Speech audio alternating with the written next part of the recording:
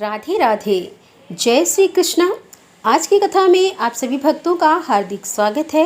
भगवान श्री कृष्ण और श्रीमती राधा रानी की कृपा सदैव आप पर और आपके समस्त परिवार पर बनी रहे। दोस्तों, आज आप सुनेंगे ज्येष्ठ मास की कथा का 10वां अध्याय। अब भगवान श्री हरि विष्णु का ध्यान करके आज की पावन कथा का प्रारंभ करते हैं। दैत्यों ने कंस से कहा, यदि महाविष्णु जो आपका शत्रु है इस पृथ्वी पर उत्पन्न हो ही गया है तो उसके वध का यही उपाय है कि गौ ब्राह्मण आदि की विशेष रूप से हिंसा का अभियान चलाया जाए। श्री नारद जी कहते हैं कि हे राजन, कंस ने दैत्यों को यह करने की आज्ञा दे दी। तब इस प्रकार उसका आदेश पाकर वे महान उद्धव दुष्ट दैत्य आकाश में उड़ चले और गौ ब्राह्मण आदि को पीड़ा देने लगे तथा नवजात बालकों की हत्या करने लगे। समुद्र पर्यंत समस्त भूमंडल में वे इच्छा अनुसार रूप धारण करने वाले दैत्य सर्पों और चूहों की तरह घर घर में घुसने और विचरने लगे। अब उद्धव दैत्य तो स्वभाव से ही कुमारगामी होते हैं, उस पर भी उन्हें कंस की ओर से प्रेरणा प्राप्त हो गई थी। अब एक तो बंदर, फिर वह शराब भी पी ले और उस पर भी उसे बिच्छू डंक मार दे तो उसकी चपलता के लिए क्या कहना। यही दशा उन दैत्यों की थी। वे भूतग्रस्त से हो गए थे। नारद जी कहते हैं कि हे विदेह कुल नंदन, हे मिथिले नरेश, हे विष्णु भक्त, हे धर्मात्मा, मैं मुख्य, हे परम तपस्वी, हे प्रतापी, हे अंगराज, हे बहुला शवजनक, भूमंडल पर साधु संतों की यह अवहेलना धर्म, अर्थ, काम और मोक्ष इन चारों पुरुषार्थों का संपूर्णतः नाश कर देती है। अब जहाँ एक तरफ कंस के दैत्य अत्याचार कर रहे थे, वहीं दूसरी तरफ गोष्ठ में विद्यमान नंद जी ने अपने घर में पुत्र उत्सव होने का समाचार सुनकर प्रातःकाल ब्राह्मणों को बुलवाया और स्वास्थ्य वाचन पूर्वक मंगल कार्य करवाया। विधि पूर्वक जात कर्म संस्कार संपन्न करके महामनस्वी नंदराज ने ब्राह्मणों को आनंद पूर्वक दक्षिणा देने के साथ ही 1 लाख गौवें दान दी और फिर 1 कोस लंबी भूमि में सप्तधान्य के पर्वत खड़े किए गए और उनके शिखर रत्नों और स्वर्ण से सज्जित किए गए। उनके साथ सरस एवं निपदार्थ भी थे। वे सब पर्वत नंद जी ने विनीत भाव से ब्राह्मणों को दिए। मृदंग, बड़ा, शंख और दुमदुभी आदि बाजे बारंबार बजाए जाने लगे। नंद द्वार पर गायक मंगल गीत गाने लगे। वरा नाय नृत्य करने लगी। पताका सोने के कलश, चांदी, सुंदर बदनवारों तथा अनेक रंगों के चित्रों से नंद मंदिर उभा होने लगा। सड़कें, गलियां, द्वार, देहलियां, दीवारें, आंगन और वेदियां अर्थात चबूतरे, इन पर सुगंधित जल का छिड़काव करके सब ओर से वस्त्रों एवं झाड़ियों के द्वारा सजावट कर दी गई, जिससे कि वे सब चित्रमंडप या चित्रशाला के समान शोभा पा रहे थे। गौओं के सींग में सोना मढ़ दिया गया था। उनके गले में स्वर्ण की माला पहना दी गई थी। उनके गले में घंटी और पैरों में मंजीर की झनकार होती थी। उनकी पीठ पर कुछ कुछ लाल रंग की झूले उठाई गई थी। इस प्रकार समस्त गौओं का श्रृंगार किया गया था। उनकी पूंछ पीले रंग में रंग दी गई थी और उनके साथ बछड़े भी थे। उनके अंगों पर तरुणी स्त्रियों के हाथों की छाप लगी थी। हल्दी, कुमकुम तथा विचित्र धातुओं से वे चित्रित की गई थी। मोर पंख और पुष्पों से अलंकृत तथा सुगंधित जल से अभिषेचित धर्म धुरंधर मनोहर वृषभ श्री नंदराज जी के द्वारा पर इधर उधर सुशोभित हो रहे थे। गौओं के सफ़ेद बछड़े सोने की मालाओं और मोती के हारों से विभूषित होकर इधर उधर उछलते कूदते फिर रहे थे। उनके पैरों में भी मंजीर बंधे थे। नंदराज जी के यहाँ पुत्र उत्सव का समाचार सुनकर वृषभानु अपनी रानी कलावती अर्थात कीर्तिदा के साथ हाथी पर चढ़कर नंद मंदिर में आए।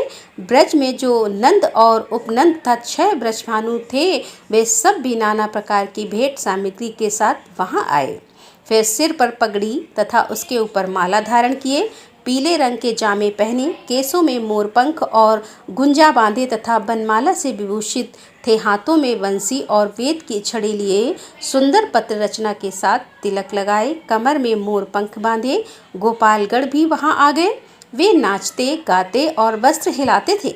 मूछ वाले तरुण और बिना मूछ के बालक भी भांति भांति की भेंट लेकर वहां आए। बूढ़े लोग अपने हाथों में डंडा लिए और अपने साथ माखन, दूध, दही और घी की भेंट लेकर नंद भवन में उपस्थित हुए। वे सब आपस में ब्रजराज के यहाँ पुत्रोत उत्साह संवाद सुनाते हुए प्रेम से बेवल होकर नेत्रों से आनंद के आंसू बहाते थे। पुत्रोत्साहम को पहुंच गया था। उनके नेत्र हर्ष के आंसुओं से भरे हुए थे। उन्होंने अपने द्वार पर आए हुए समस्त गोपों को तिलक आदि के द्वारा विधिवत सत्कार किया और गोप बोले कि हे ब्रजेश्वर, हे नंदराज, आपके यहाँ जो पुत्रोत उत्साह हामु और क्या हो सकती है। देव ने बहुत दिनों के बाद आज आपको यह दिन दिखाया है। हम लोगों भी नंद नंदन का दर्शन करके आज कृतार्थ हो जाएंगे। जब आप दूर से आकर पुत्र को गोद में लेकर मोद पूर्वक लाल लड़ाते हुए मोहन कहकर पुकारेंगे, उस समय हमें बड़ा सुख मिलेगा।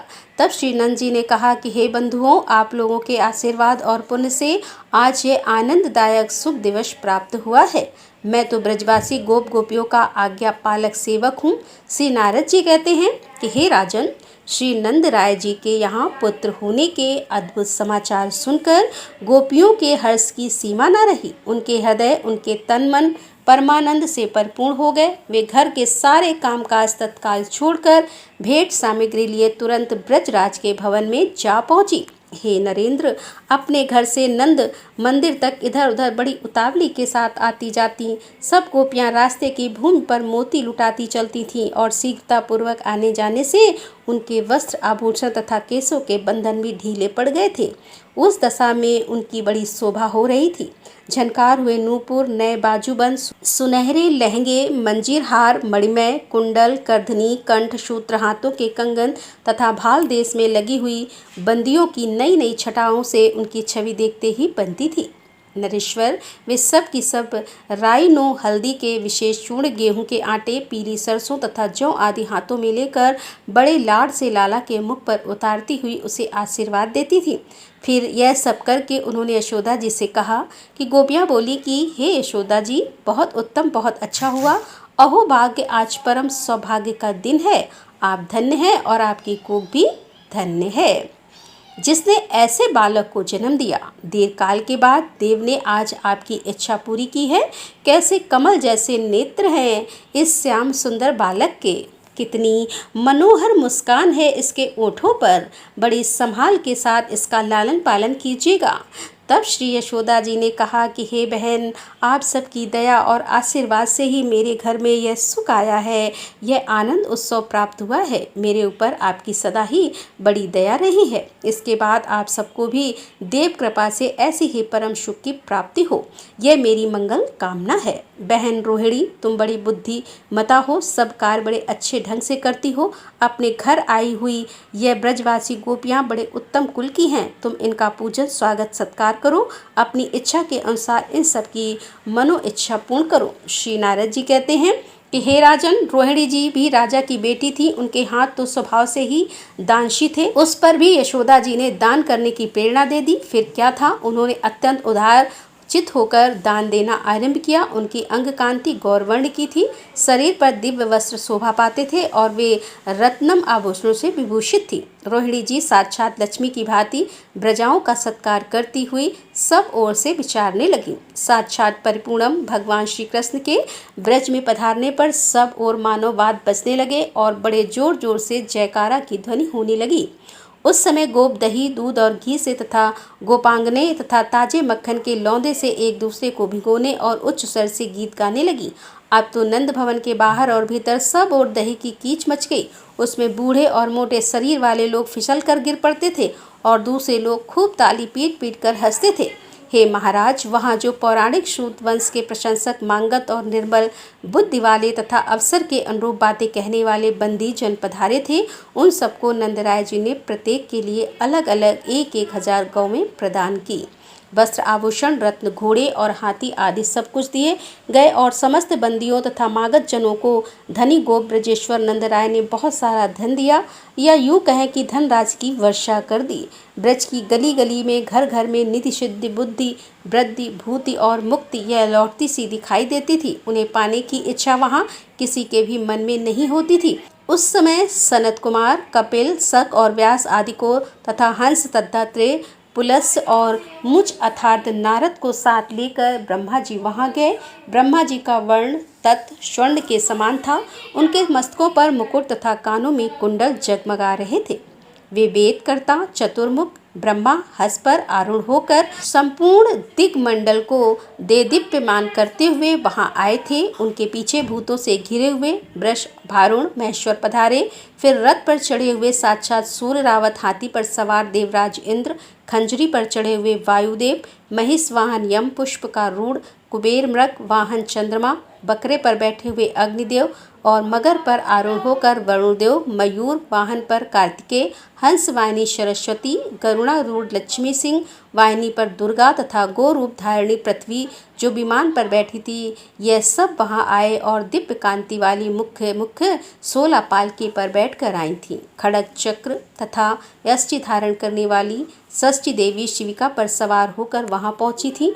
मंगल देवता वानर पर और बुध देवता भास नामक पक्षी पर चढ़कर वहां पधारे थे। काले मृग पर बैठे बृहस्पति, गव पर चढ़े हुए शुक्राचार्य, मगर पर आरूढ़ होकर शनिदेव और ऊंट पर आरूढ़ होकर सिंह का कुमार और राहु, यह सभी जो करोड़ों बार सूर्य के समान तेजस्वी थे। नंद मंदिरा में पधारे। बड़ा कोलाहल मच रहा था। वह नंद भवन झुंड के झुंड गोपों और गोपियों से भरा हुआ था। देवता लोग वहां पहुंचकर क्षण भर रुके और फिर चले गए। बाल रूपधारी परिपूर्णम परमात्मा साक्षात भगवान श्री कृष्ण को देखकर उन्हें मस्तक नवाकर देवताओं ने उस समय उनका उत्तम स्तवन किया। ब्रह्मा आदि सब देवता ऋषियों सहित वहां श्री कृष्ण का दर्शन करके प्रेम पेवल होकर हर्ष विभोर होकर अपने अपने धाम को चले गए। राधे राधे, जय श्री कृष्णा। आज की कथा का यहीं पर समापन करती हूँ। उम्मीद करती हूँ यह कथा आपको जरूर पसंद आई होगी। तो इसके आगे का वृत्तांत आप कल की कथा में जरूर सुनिएगा। और अगर आपको यह कथा पसंद आती हो तो वीडियो को लाइक किए बिना तो बिल्कुल नहीं जाना। कमेंट बॉक्स में राधे राधे जरूर लिखना। और हाँ, अगर कथा पसंद आई हो तो वीडियो को शेयर भी जरूर कीजिएगा। तो दोस्तों, मिलते हैं इसके आगे की कथा लेकर। तब तक के लिए राधे राधे, जय श्री कृष्णा, हर हर महादेव, जय भोलेनाथ।